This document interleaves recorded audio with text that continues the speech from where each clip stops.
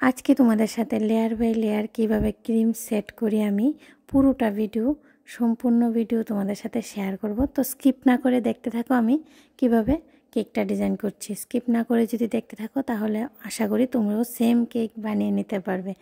Hello friends, আশা করি তোমরা সবাই ভালো আছো, আমিও ভালো আছি। তোমাদের সবাইকে জানাই অসংখ্য অসংখ্য স্বাগত আর গুড মর্নিং। তা আমি আজকের কেকের ডিজাইনটা নিয়ে এলাম একদম শুরু থেকে। আইসিংটা একদম শুরু থেকে করছি, কিভাবে আমি ক্রিমটা লেয়ার বাই লেয়ার সেট করেছি পুরোটা কেকের মধ্যে শুরু থেকে তোমাদের সাথে শেয়ার করব। তো আমি কেকটাকে বেক করে কেকটা স্লাইস বাইর করে নিয়েছি।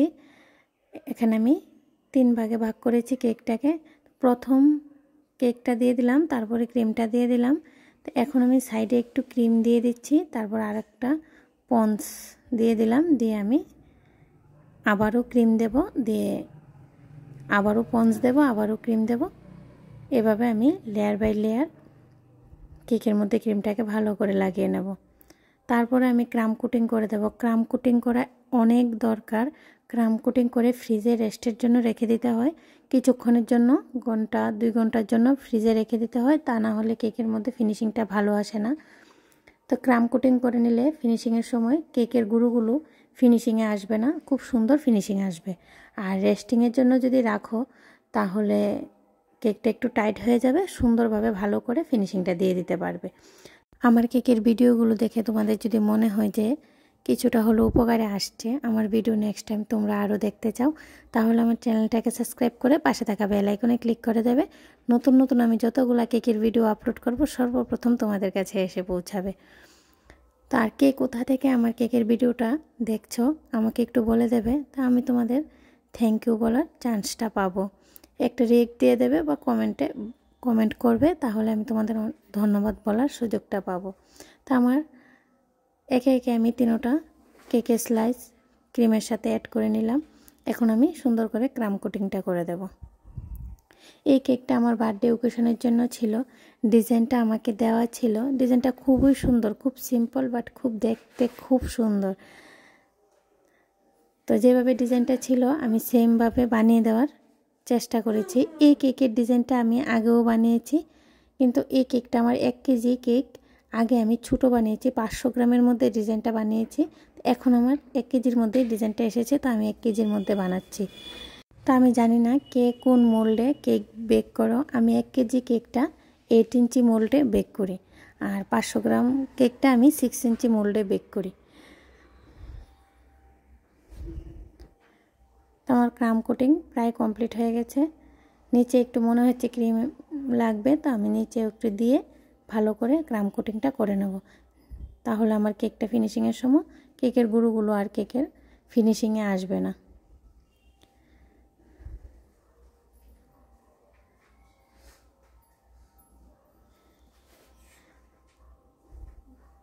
তো আমার ক্রাম কোটিং করা কমপ্লিট। এখন আমি একটু রেস্টের জন্য রেখে দেবো কেকটা ফ্রিজে। আমি কেকটাকে হালকা পিঙ্ক কালার করব, একদম বেবি পিঙ্ক যাকে বলে। আমি পুরোটা ক্রিমের সাথে হালকা 1 ফোঁটা পিঙ্ক কালার অ্যাড করে নেব।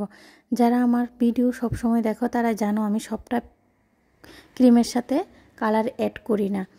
আমি প্রথমে হোয়াইট ক্রিম দিয়ে কেকটাকে ভালো করে ফিনিশিংটা দিয়ে দিই, তারপর অল্প ক্রিমের মধ্যে অল্প কালার অ্যাড করে তারপর আমি কালারফুল করি। কিন্তু আজকে যেহেতু কেকটা একদম হালকা পিঙ্ক হবে, তাই আমি পুরোটা ক্রিমের মধ্যে একটু 1 ফোঁটা পিঙ্ক কালার অ্যাড করে নিয়েছি। অ্যাড করার পর দেখো একদম বেবি পিঙ্ক, খুব সুন্দর লাগে আমার থেকে এই কালারটা। তোমাদের থেকে কীরকম লাগে অবশ্যই আমাকে কমেন্টসে জানাবে। তো আমি পুরোটা ফিনিশিংটা ভালো করে দিয়ে দেবো। এখন ক্রিমটা ভালো করে লাগিয়ে দিচ্ছি।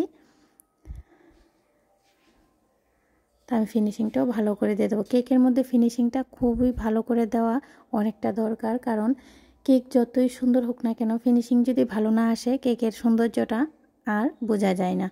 আর ফিনিশিংটা যদি ভালো আসে কেকটা সিম্পল হলেও কেকের ডিজাইনটা অনেকটা সুন্দর লাগে। কোনো ডিজাইন না করলেও জাস্ট সুগার বল দিয়ে দিলেও কেকটা অনেক সুন্দর লাগে, কিন্তু ফিনিশিংটা যদি খারাপ আসে তাহলে কোনো রকমই ভালো লাগে না। তার জন্য ফিনিশিংটা খুব সুন্দর করে দিয়ে দিতে হবে, ফিনিশিংটাই মেইন।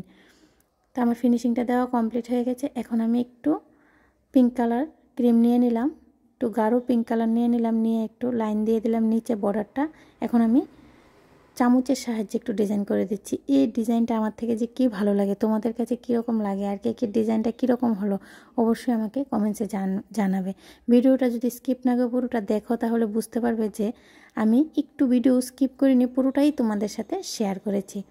এখন আমি নোজালের সাহায্যে নিচে একটু ফ্লাওয়ার বানিয়ে দিচ্ছি। পিঙ্ক কালারের আমি ফ্লাওয়ার বানিয়ে দেবো। পুরোটা কেকের মধ্যে কালার বেশি অ্যাড হবে না, একটা কালার দিয়েই পুরোটা কেক ডিজাইন হবে, কিন্তু দেখতে এতটাই সুন্দর হবে যে খুবই ভালো লাগবে। যে আমাকে কেকটা ডিজাইনটা দিয়েছিল সেও কেকটা পাওয়ার পর খুবই খুশি, বলেছে অনেক সুন্দর হয়েছে, যেরকম ভেবেছিলাম সেই রকমই পেয়েছি। খুব ভালো লাগলো কেকের ডিজাইনটা দেখে। তো এখন আমি উপরে হার্ট শেপ এঁকে নিলাম।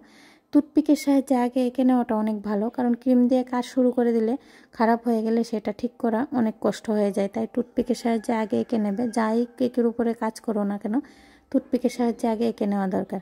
তাই আমি হার্ট শেপটা হোয়াইট কালারের ক্রিম দিয়ে নর্মাল স্টার নোজেল দিয়ে দিলাম। আর নিচে আমি যেভাবে ক্রিমের কাজ করেছি উপরেও সেমভাবে ক্রিম দিয়ে ফ্লাওয়ার বানিয়ে দিলাম। বড় বড় সুগার বল আমি বসিয়ে দেবো। এখানে আমি হোয়াইট কালারের সুগার বল ইউজ করেছি, ডিজাইনটাতে যেরকম ছিল। আমি এখন বার্থডে টপারটা লাগিয়ে দেবো, লাগিয়ে নামটা লিখে দেবো। তো আজকের মতো এই পর্যন্তই। নেক্সট টাইম নতুন একটা কেকের ভিডিও নিয়ে তোমাদের সবার সাথে আবার দেখা হবে। সবাই ভালো থেকো, সুস্থ থেকো। রাধে রাধে ফ্রেন্ডস।